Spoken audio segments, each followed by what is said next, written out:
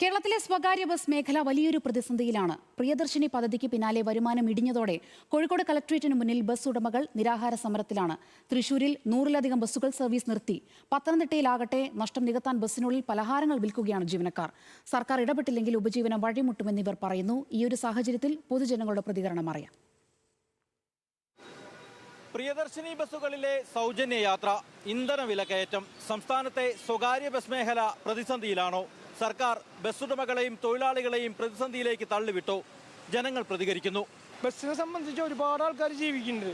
Bus stand വീരുകാരുണ്ട്, പോർട്ടർമാരുണ്ട്, വർക്ക്ഷോപ്പുകാരുണ്ട്, bus തൊഴിലാളികളുണ്ട്, ഒരുപാട് സംബന്ധം spare പാർട്സിൻ്റെ ആൾക്കാരുണ്ട്. ഇതെല്ലാം പൊട്ടിപ്പൊളിഞ്ഞില്ലേ ഈ മേഖല തന്നെ നശിപ്പിക്കാനുള്ള ഒരു രീതിയായിട്ട് മാറിക്കൊണ്ടിരിക്കുകയാണ്. ഞാൻ ബസ് മെക്കാനിക്കാണ്.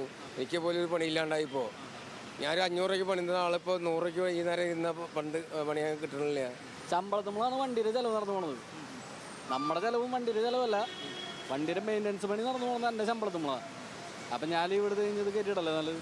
ചില ഏരിയകളിൽ KSRTC വണ്ടികൾ ഓടുന്നുണ്ടായിരുന്നല്ലോ, അപ്പോൾ അവിടെ വളരെയധികം ബാധിച്ചിട്ടുണ്ട്. അപ്പം ഞാൻ പോണ ബസ്സിൽ അവിടെ KSRTC ഓടാത്ത കാരണം ഒരു ചെറിയൊരു സമാധാനം. എന്നാലും പൊതുവെ ആൾക്കാർ വളരെ കുറവ് തന്നെയാണ്. സ്ത്രീകൾ മുഴുവനായിട്ട് ഈ മേഖലയെ തിരസ്കരിച്ചു കഴിഞ്ഞു. ഇനി ഈ മേഖല ഒരു തരത്തിലും പിടിച്ചു നിൽക്കാൻ പറ്റാത്തൊരവസ്ഥയിലാണ് ഇപ്പോൾ ഇത് കടന്നു പോകുന്നത്. പണിക്കാർക്ക് ഭയങ്കര നഷ്ടമാണ്. 1000 രൂപ കൂലി കിട്ടുന്നത് ഇപ്പോൾ 500 കിട്ടുന്നുള്ളൂ. 100% പരാജയത്തിലേക്കാണ് പോണത്. അത് ഗവൺമെൻറ് ചെയ്തത് ഏറ്റവും വലിയൊരു അനീതിയായിട്ടാണ് കാണുന്നത്. കാരണം അറിയോ, 1 മണിക്കൂർ ബസ്സിനും ജനങ്ങൾ വെയിറ്റ് ചെയ്യുക ലേഡീസ്. കാരണം എന്താ, വെറുതെ ഫ്രീ ആയിട്ട് പോകുകയാണല്ലോ. അപ്പോൾ മറ്റുള്ള ബസ്സും പ്രൈവറ്റ് മൊത്തം ക്ഷീണമായിട്ടാണ് നിൽക്കുന്നത്. സ്വകാര്യ ബസ് സർവീസ് ഇല്ലെങ്കിൽ നമ്മുടെ ഉൾനാട്ടുകളിൽ പോകുന്ന യാത്രക്കാർ, എന്നെ പോലെയുള്ള യാത്രക്കാർക്ക് ഭയങ്കര ബുദ്ധിമുട്ട് ഉണ്ടാകുന്ന രീതി സർക്കാർ അവലംബിക്കുന്നുണ്ട്. അത് സർക്കാർ ആ നടപടിയിൽ നിന്ന് പിൻവാങ്ങിയില്ലെങ്കിൽ നല്ല പ്രത്യാഘാതങ്ങൾ നാട്ടിലുണ്ടാവും. ഇനിയിപ്പോൾ ഇനി മുന്നോട്ട് എങ്ങനെ എത്തുന്നുള്ളത് പറയാൻ പറ്റിയില്ല, അത്രേ പറയുള്ളൂ. കാരണം ഇതൊരു ഒരു മാനദണ്ഡം ഇല്ലാണ്ടാണ് ഇങ്ങനെ ഒരു സൗജന്യ യാത്ര അനുവദിച്ചത്. അത് വളരെ മുൻപോട്ട് മൊത്തം എല്ലാവരെയും ബാധിക്കുന്ന ഒരു കേസിലേക്ക് വരും. സംഗതി സർക്കാർ നമ്മളെ ദ്രോഹിക്കുക ഒന്നും ചെയ്താലോ, ഇതാക്കിയ, പക്ഷേ അന്നേരം അത് ശരിക്ക് ആലോചിച്ചില്ല ഇതിനെപ്പറ്റി. പ്രൈവറ്റ് ബസ് വളരെയധികം ഇപ്പം തന്നെ നഷ്ടത്തിൽ ഓടിക്കൊണ്ടിരിക്കുക. അവർ ബാങ്ക് ലോണും ഒക്കെ എടുത്തിട്ട് വളരെ CC ഒക്കെ അടയ്ക്കാനില്ലാതെ ബുദ്ധിമുട്ടി വളരെ കഷ്ടത്തിലും പ്രയാസത്തിലും പോയിക്കൊണ്ടിരിക്കുന്ന സമയമാണ്. ഇപ്പോൾ ഈ കണ്ടീഷനിൽ ഗവൺമെൻറ് നയം കുറച്ചുകൂടി വ്യത്യസ്തമാക്കാൻ ഡിഫറൻറ്റ് ആക്കണമെന്നാണ് എൻ്റെ അഭിപ്രായം. പിന്നെ അവർ ഈ കടമെടുത്ത് ഓരോ കുടുംബം, ഇവ സ്കൂൾ കുട്ടികളാണെങ്കിലും ST അങ്ങനെയുള്ള വിഷയങ്ങളൊക്കെ ഉണ്ട് അതിനകത്ത്. പിന്നെ ഇപ്പോൾ ഇവർ കൊടുക്കാമായിരുന്നു. ഒരു 50 വയസ്സ് കഴിഞ്ഞാൽ അമ്മമാർക്കൊക്കെ ആയിരുന്നെങ്കിലും കുഴപ്പങ്ങളില്ല. ഇപ്പോൾ 1 ലക്ഷം രൂപ മേടിക്കുന്നതും 50,000 രൂപ മേടിക്കുന്നതും 40,000 രൂപ മേടിക്കുന്നവർക്കും ഫ്രീ ആണ്. എല്ലാവർക്കും ഇപ്പോൾ സൗജന്യമായി. അപ്പോൾ അങ്ങനെയുള്ളപ്പോൾ ഇവരെ കൊണ്ട് താങ്ങാൻ പറ്റുമോ?